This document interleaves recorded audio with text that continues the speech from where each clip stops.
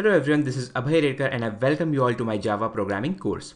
Now a short introduction about myself. So I have around 5 years of programming experience. My area of expertise is Java and I'm currently working in the leading financial firm as a Java JSF developer.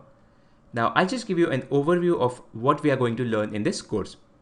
So guys, this course is going to teach you all the basic Java fundamental concepts, and it is also going to teach you all the important object-oriented concepts. And finally, we are going to integrate a lot of these concepts in a project. Now, I'll give you a quick walkthrough through the course contents.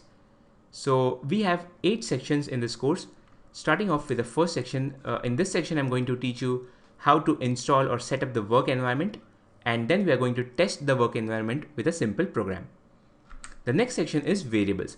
So here I'm going to teach you the concept of a variable and then the different types of variables, and also some of the commonly used data types in Java. In the next section, we have operators and expressions. So here we are going to learn some of the commonly used operators in Java, that is arithmetic operators, relational operators, and logical operators. Then we have control flow statements. Here we are going to learn all the important conditional statements and looping statements. Now these statements are very important in programming because they are very commonly used, right? Now, after that we have methods. So here I'm going to teach you the concept of a method and how to use them in our programs. Then we have arrays. Now again guys, this is a very important data structure and it is a very commonly used data structure in programming.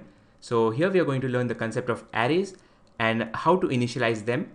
And after that we are going to test an array with a simple program, right? This is object-oriented programming. So here I'm going to cover a lot of important object-oriented programming concepts, right? So even this is a very important section.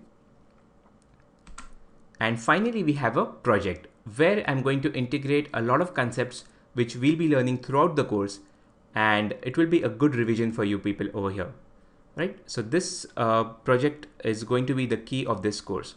So that's it guys, this was the course structure, and let's start off with our journey from the next tutorial.